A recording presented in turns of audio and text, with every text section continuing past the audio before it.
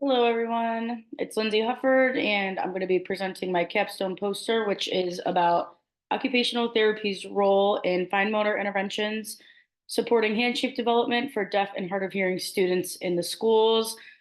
A little bit more specifically, this capstone addresses the gap in literature of evidence-based fine motor interventions and assessments for deaf and hard of hearing students learning American Sign Language, resulting in the development of specialized resources, which are listed to the right of the poster.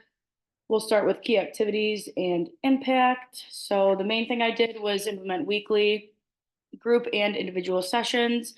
And those sessions really focused on using hand shapes without the students realizing it. So building a classroom terrarium and using hand shape A to flatten the sand in the bottom of it, stuff like that.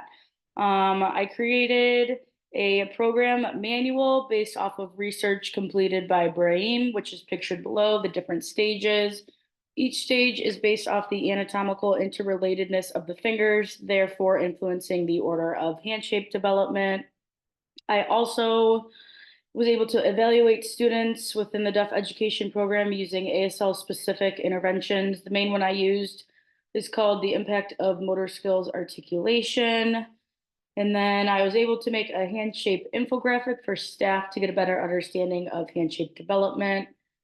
And then lastly, I created an informal ABC assessment made for IRB approved research at my capstone site. So my content expert or the OT at the school that I was working at has an IRB for research, and the purpose of this research is to identify current research related to the fine motor development of ASL and to identify a developmental order of the hand shape parameter of American Sign Language.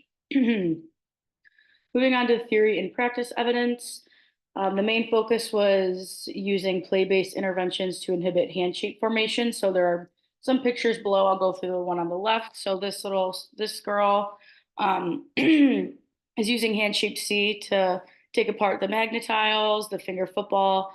You flick it with the middle finger and your thumb finger, and it inhibits hand shapes K and P. And then spelling bee finger hopscotch inhibits H, V, U, a bunch of different finger muscles and hand shape signs. Also likes to focus on task-oriented approach just because the repetition can be super helpful when it comes to building muscles. Of course, making sure everything is client-centered, using the person, environment, occupation model to improve overall function, address key domains within the OTPF, such as occupations and performance skills, so that students were able to go through their day like any other normal student without having any deficits. Occupational justice by advocating for students that are part of this community to have equal access to evidence-based evaluations and interventions, which kind of connects to the evaluations noted earlier, the fine motor ones. Moving on to challenges and recommendations.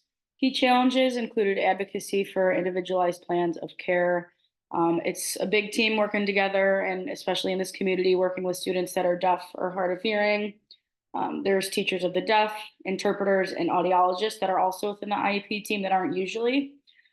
Designing play-based interventions was difficult just for certain letters like Y. It was hard to come up with fun play-based interventions instead of just like squeezing putty or squeezing Play-Doh or making a shape. So thinking of like fun, creative ways to keep the students engaged. And then lastly, student absences was affecting the amount of time certain students were getting the program manual or I was implementing it on them. Moving on to actionable recommendations. A big one is additional research and assessments are needed for specifically the fine motor skills in American Sign Language hand shape development. This goes back to the assessments. There are no norm referenced assessments that pertain to this community when it comes to the parameters of hand shape for ASL.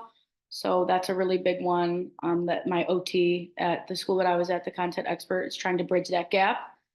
Another really big one, another big recommendation is additional training and education in the deaf culture and with ASL. So examples of this could be offering CEUs to employees so they can get a better understanding of what deaf culture really is, And also implementing lectures about this community to OTD programs, I think could be really valuable.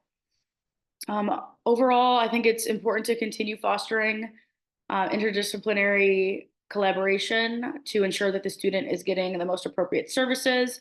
And lastly, I think continuing to implement tier 2 weekly groups for fine motor with a deaf education preschool classroom that focuses on hand shape development can be really helpful for their futures within the school curriculum. That's all I have. There are QR codes listed. The one on the left is a QR code to my e-portfolio that has a bunch of different resources that I made for capstone, my paper, a couple of other things. And then the QR code on the right is important references and information that was used throughout this project, including the 4 stages of the hand shape development pictured above. Thank you.